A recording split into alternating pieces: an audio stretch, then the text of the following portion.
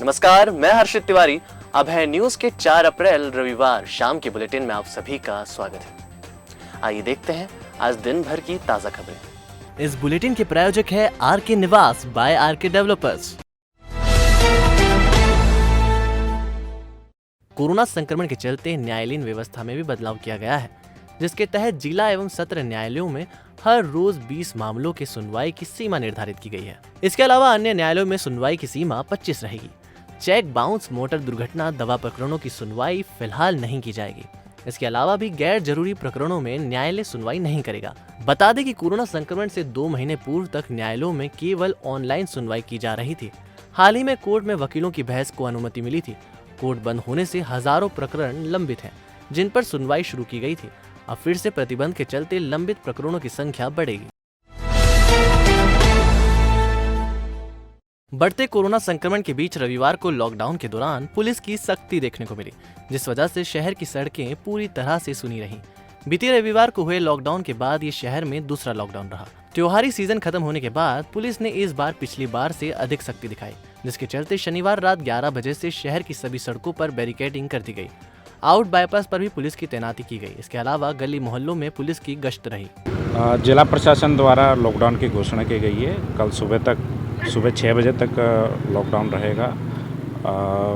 Police और प्रशासन की टीम जो है लॉकडाउन को इम्प्लीमेंट कराने के लिए मैदान में है और जगह जगह पर हमारे बैरिकेड्स, स्टॉपर्स लगाए गए हैं। जो है पुलिस की टीम जो है अपने वाहनों से अनाउंसमेंट कर रही है, लोगों को समझाइश दी जा रही है। जो लोग नहीं मानते हैं उनके खिलाफ कार्रवाई भी की जा रही है। और जो अत्यावश्यक सेवाएं हैं, जो इमरजेंसी सेवाएं हैं, उनको लॉकडाउन से उनको छूट दी गई है। और आप देख सकते हैं कि पुलिस हर जगह मौजूद है और हमारे द्वारा समझाइश दी जा रही है। और अगर लोग फिर भी नहीं मानते हैं तो उनके खिलाफ कार्रवाई भी की जा रही है। उज्जैन में नोटों की बारिश कराने का झांसा देकर एक बाबा ने महिला के साथ मिलकर आगर के प्रॉपर्टी डीलर और उसके दोस्त के साथ 5.5 लाख रुपयों की ठगी की। एक माह पुरानी वारदात में महाकाल पुलिस द्वारा आवेदन लेकर जांच की बात कहकर फरियादी को टाला जा रहा था। फरियादी ने सीएम हेल्पलाइन में शिकायत की तो दूसरे दिन पुलिस ने अज्ञात बाबा और उसकी महिला साथी के खिलाफ धारा 420 का प्रकरण दर्ज कर लिया। आशीष पिता जगदीश प्रसाद सूर्यवंशी निवासी Vivekanand colony Agar property dealer है। आशीष सूर्यवंशी के मोबाइल पर किसी बाबा का फोन आया। बाबा ने कहा कि मैं रुपयों की बारिश करवाता हूँ, देखना है तो गधा पुलिया पर आकर मिलो। आशीष ने यह बात अपने साले रमेश चंद को बताई, जिसके बाद वह अपने साले के साथ दोस्त दिलीप सिसोदिया निवासी गधा पुलिया के पास आया। यहाँ उन्हें बाबा एक युवती के साथ मिला। आशीष ने कहा रुपयों की बारिश का डेमो दिखाओ, तो बाबा ने कहा कम से कम 5.5 लाख रुपयों की आवश्यकता होगी। आशीष ने इतने रुपए नहीं होने की बात बाबा से कही तो बाबा ने कहा कि 2-3 लोग मिलकर रुपयों का इंतजाम कर लो, फिर उन्हीं रुपयों को डबल कर नोटों की बारिश दिखाऊंगा। आशीष और दिलीप ने 5.5 लाख रुपए एकत्रित किए और बाबा से संपर्क किया। बाबा युवती के साथ आशीष और उसके दोस्त से मिलने आया। सभी लोग कार से शिप्रा नदी छोटी पुलिया पर पहुंचे। यहाँ बाबा तंत्र क्रिया करने लगा और आशीष और उसके दोस्त दिलीप को दीपक छोड़ने के लिए नदी में उतार दिया। इस दौरान रुपयों से भरा बैग कार में रखा था, जिसके पास युवती बैठी थी। जैसे ही आशीष और दिलीप नदी में दीपक छोड़ने उतरे, तभी एक बाइक पर सवार होकर अज्ञात व्यक्ति आया। युवती ने रुपयों से भरा बैग उठाया और बाइक पर बैठी। पीछे से बाबा भी बाइक पर बैठा और तीनों लोग रुपए लेकर भाग गए। ठगी की शिकायत महाकाल थाने में की, लेकिन पुलिस ने शिकायती आवेदन लेकर मामले की जांच का भरोसा दिलाया और 1 माह तक एफआईआर दर्ज नहीं की। आशीष ने सीएम हेल्पलाइन में इसकी शिकायत की, जिसके बाद पुलिस ने अज्ञात बाबा और उसकी साथी युवती के खिलाफ प्रकरण दर्ज किया। उज्जैन के कोट मोहल्ला क्षेत्र के बम्बैया घाटी में रहने वाले युवक से उसके ससुराल वालों द्वारा मारपीट करने का मामला सामने आया है। घायल का इलाज जिला अस्पताल में किया जा रहा है। दरअसल 28 वर्षीय एजाज पिता मोहम्मद शफीक की 9 महीने की बेटी कुछ दिनों से बीमार है, जिसे डॉक्टर ने अस्पताल में भर्ती कर इलाज करने की सलाह दी है। शुक्रवार को एजाज के ससुराल वाले उसकी पत्नी और बेटी को आगर रोड स्थित अहमद नगर अपने घर ले आए। एजाज जब वहां पहुंचा तो उसके और सालों के बीच कहासुनी हुई। विवाद इतना बड़ा कि एजाज के साले सोहेल के साथ उसके 2 भाइयों और ससुर ने लाठी डंडों से हमला कर दिया, जिसमें एजाज के सर में 3-4 टाँके आए। फिलहाल चिमनगंज थाना पुलिस मामले की जांच कर रही है। ये मेरी वाइफ को जो है तो बार बार घर से ले जाते हैं और मेरी बच्ची की तबीयत भी ख़राब थी। और उस चक्कर में जब मैं लेने वहाँ पर पहुँचा तो इन लोगों ने सब ने मिलकर जो है तो मेरे ऊपर जानलेवा हमला किया। हमला किया पर? ये मेरे साले ने जो है तो बड़ा साला है सोहेल, उसने जो है तो मेरे सिर पर जो है तो लोहे की रॉड से हमला किया, जिसमें मेरे सिर में गंभीर चोट आई है। ये मेरी वाइफ को ले जाते हैं बार बार और मेरे से जो है तो पैसों की मांग करते हैं। बड़नगर में कोरोना प्रोटोकॉल का उल्लंघन कर गुपचुप तरीके से उज्जैन इंदौर के निजी हॉस्पिटलों में इलाज करवाने तथा इसकी जानकारी प्रशासन से छुपाने पर शनिवार को अनुविभागीय अधिकारी डॉक्टर योगेश भरसट, तहसीलदार सुरेश नागर व थाना प्रभारी दिनेश प्रजापति की उपस्थिति में कोरोना पॉजिटिव मरीजों की जानकारी छिपाने पर 3 दुकानों को सील किया गया और 3 लोगों पर एफआईआर दर्ज की गई है। लक्ष्मी नारायण पोरवाल इलाज करवा कर वापस आ गए और प्रशासन को जानकारी दिए बिना ही क्वारंटाइन होने की बजाय अपनी दुकान संचालित करते पाए गए, जिस पर लक्ष्मी नारायण पोरवाल पर एफआईआर दर्ज की गई है। वहीं सुभाष राठौर निवासी अरविंद कोरोना पॉजिटिव होने पर उज्जैन के निजी अस्पताल में उनका इलाज चल रहा है। उसकी भी जानकारी प्रशासन को नहीं देने पर सुभाष राठौर के पुत्र अंकित राठौर पर प्रकरण दर्ज किया गया है। ऐसे ही राजेश राठौर के संक्रमित होने के बाद भी उनके पुत्र रौनक द्वारा अपनी खूब दरवाजा स्थित श्रीनाथ टाइल्स की दुकान संचालित करते पाए जाने पर रौनक राठौर पर भी धारा 188 के तहत प्रकरण दर्ज किया गया है। नाम क्या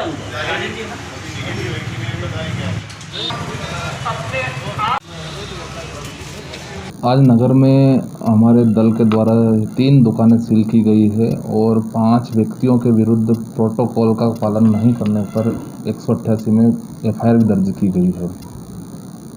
और मैं आपके चैनल के माध्यम से बताना चाहूँगा कि अभी कोरोना संक्रमण लगातार बहुत ज़्यादा बढ़ रहा है। इसमें हम सभी की एक सामूहिक जिम्मेदारी तय होती है कि हम इसे रोकने के लिए कहीं ना कहीं हम सब सामूहिक रूप से प्रयास करें, जिसके तहत जो गाइडलाइन सरकार ने निर्धारित की है उसका हम पालन करें, मास्क लगाएं, सैनिटाइज का उपयोग करें और उसके बाद में नियमों का पालन करें। अगर जन समुदाय के द्वारा नियमों का पालन नहीं किया जाता है तो हम कार्रवाई करेंगे। इसी परिप्रेक्ष्य में आज हमने कार्रवाई की है। Patidar nursing institute Indian nursing council के मानकों पर 100% खरा। उज्जैन का प्रथम नर्सिंग महाविद्यालय हमारे संस्थान में उपलब्ध है 3 वर्षीय नर्सिंग डिप्लोमा, बीएससी नर्सिंग 4 वर्षीय डिग्री, पोस्ट बीएससी नर्सिंग 2 वर्षीय डिग्री और एमएससी नर्सिंग 2 वर्ष post graduate degree study program. हमारी विशेषताओं में शामिल है हॉस्टल व मेस सुविधा, सर्व सुविधा युक्त कैंपस, बस फैसिलिटी, कोर्स पूरा करने पर 100% जॉब गारंटी, योग्य व निपुण फैकल्टी, वर्ग अनुसार छात्रवृत्ति, 3000 से ज्यादा पुस्तकों से सजी लाइब्रेरी, स्पोकन इंग्लिश व कंप्यूटर की निःशुल्क शिक्षा, विभिन्न प्रयोगशालाएं और नर्सिंग प्रशिक्षण के लिए 150 बिस्तरों वाला रिसर्च सेंटर व हॉस्पिटल। हमारा पता है Patidar nursing institute, Moru Khedi, Patpala, Maksi road, Ujjain. Mobile 9522200084, 9522200092।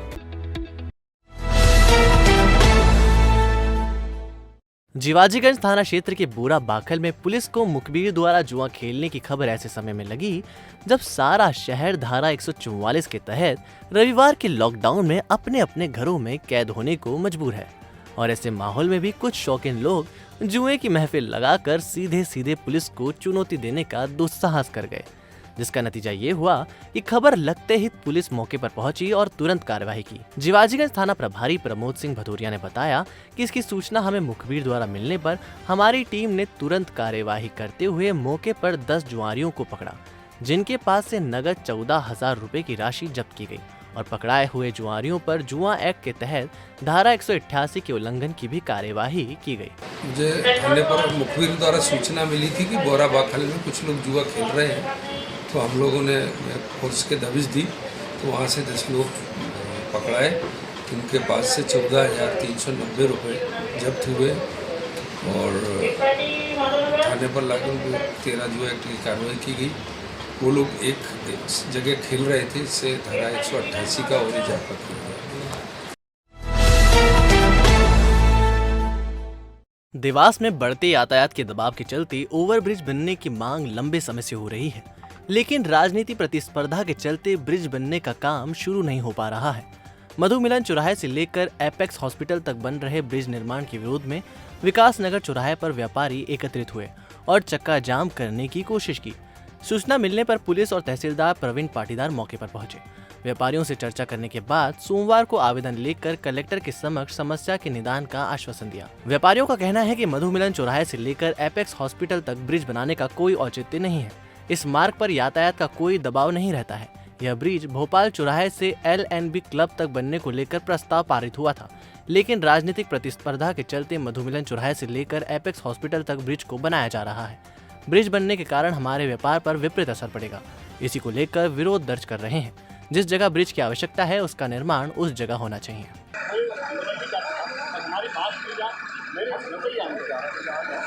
तो हमारा कोई आंदोलन करने का कोई वो विचार नहीं है। बात रखने के लिए हमको ये कदम उठाना पड़ता है। हम तो व्यापारी लोगों कोई पार्टी कोई संगठन से कोई मतलब नहीं है, ना कोई अध्यक्ष है, ना हम लोग व्यापारी हैं, हम सब व्यापारी लोग हैं।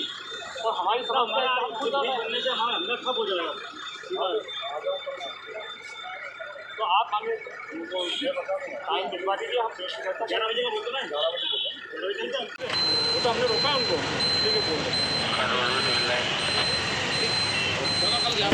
हम सभी व्यापारी आज मधु मिलन से लेके एपेक्स हॉस्पिटल तक के व्यापारी इकट्ठा हुए हैं।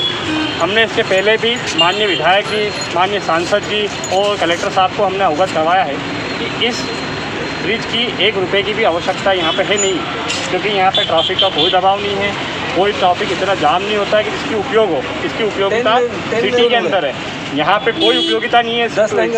और हम लोग सब व्यापारी हैं, कोई पार्टी कोई संगठन से जुड़े हुए नहीं हैं। हम केवल ये चाहते हैं कि हमारी आवाज़ सुनी जाए और ये ब्रिज यहाँ से कैंसिल किया जाए। अभी साहब आए, क्या आश्वासन दिया इन्होंने? आश्वासन दिया है कल 11 बजे में कलेक्टर साहब से हमारी मीटिंग करवाएंगे, उसमें हम हमारे तथ्य रखेंगे। अब वो प्रशासन अपना तथ्य रखेगा किस बिहाफ पे इसको किया है। इसका सेंक्शन जो है भोपाल चौराहे से लेकर के तो LNB क्लब तक का हुआ था, जिसको राजनीति उसके कारण प्रतिस्पर्धा के कारण उसको यहाँ पर एक्सटेंड किया गया। तो यहाँ पर एक्सटेंड करने का कोई वही नहीं है ना। माननीय अभी विष्णुदत्त जी शर्मा जी भी आए थे, उस वक्त हमको जिला अध्यक्ष राजीव खंडेलवाल जी द्वारा आश्वासन दिया गया था कि इसका हम पुनः सर्वे करवाएंगे। आज तक कोई सर्वे करने नहीं आया, कोई सर्वे रिपोर्ट नहीं, और आज काम लग गया। परसों के दिन बीच पर गाड़े के सामने उन्होंने ओपनिंग कर दिया, आज उनका सामान उतर गया। हम व्यापारी हैं और आगे फिर चुनाव में बताएंगे। व्यापारी जो इस रेवी रोड के जितने भी लगे जो ब्रिज बनने जा रहा है उसका विरोध कर रहे हैं। उनका कहना है कि ब्रिज बनने से हमारा जो व्यापार है आपने क्या अपनी बात को बताया कि कल आके आप 11 बजे कलेक्टर साहब से और विधिवत चर्चा। ब्रिज की क्या काम की शुरुआत हो गई है? नहीं, अभी तो कुछ कंपनी वाले आए थे ब्रिज वाले, उनको मैंने अभी बोला है कि सामान लेके आए। कोरोना संक्रमण दोबारा तेजी से फैलने के कारण प्रशासन द्वारा शनिवार रात 10 बजे से सोमवार सुबह 6 बजे तक लॉकडाउन का निर्णय लिया गया है। इसमें आवश्यक वस्तुओं, दवा, दूध आदि के लिए छूट दी गई है। बाकी लोगों को घर से बाहर निकलना प्रतिबंधित है। रविवार को शीतला सप्तमी पर्व होने पर महिलाओं ने सुबह माता मंदिर में पहुंचकर पूजन अर्चन किया। शीतला सप्तमी पर्व पर लॉकडाउन का कोई असर नहीं देखा गया। सुबह से महिलाएं अपने घरों के आसपास स्थित शीतला माता मंदिर पहुंची, माता जी का पूजन कर रात में तैयार किया गया भोजन प्रसाद के रूप में अर्पित किया। शीतला माता पूजन करने वाले घरों में परिवारजन बासी भोजन ही ग्रहण करते हैं। परिवार की सुख समृद्धि के लिए मनाया जाता है, रोगों से शांति के लिए मनाया जाता है, ताकि आपके परिवार में कोई रोगी ना हो और स्वस्थ रहे, सभी पूरा परिवार स्वस्थ रहे। और ठंडा वैसे ही बनाया जाता है, 1 दिन पहले बना के फिर माता जी को चढ़ाया जाता है और इसी का भोग लिया जाता है, प्रसाद लिया जाता है। पंचमी के 2 दिन बाद छठ सप्तमी के दिन पूजा होती है, तो उसके लिए सब महिला बनाती हैं, ठंडा वासा बनाती हैं। और दूसरे दिन इतनी लॉकडाउन के बाद भी हम लोगों ने उसका पालन करा है। सबको दूर दूर खड़े होकर मास्क लगा के उसकी पूजा करवाई गई है और सब प्रसाद चढ़ा रहे हैं और अपनी पूजा कर करके घर जा रहे हैं। ज़्यादा भीड़ इकट्ठी नहीं कर रहे हम लोग। रविवार को लॉकडाउन के दौरान सख्ती दिखाई दी। इस दौरान शहर की सड़कें पूरी तरह से सूनी रही। शनिवार को कोरोना गाइडलाइन का पालन नहीं करने पर 500 से अधिक उल्लंघनकर्ताओं पर जुर्माना सहित अस्थायी जेल भेजने की कार्रवाई की गई। देवास रोड और मक्सी रोड उद्योगपुरी में सीसी रोड निर्माण के लिए शासन ने 12 करोड़ रुपए स्वीकृत किए हैं। पाटीदार हॉस्पिटल में आग लगने के बाद प्रथम तल को सील कर दिया गया है। मामूली विवाद में भैरूगढ़ में रहने वाले राहुल के साथ वहीं नीलू ने मारपीट कर दी। भैरूगढ़ थाने में प्रकरण दर्ज किया गया है।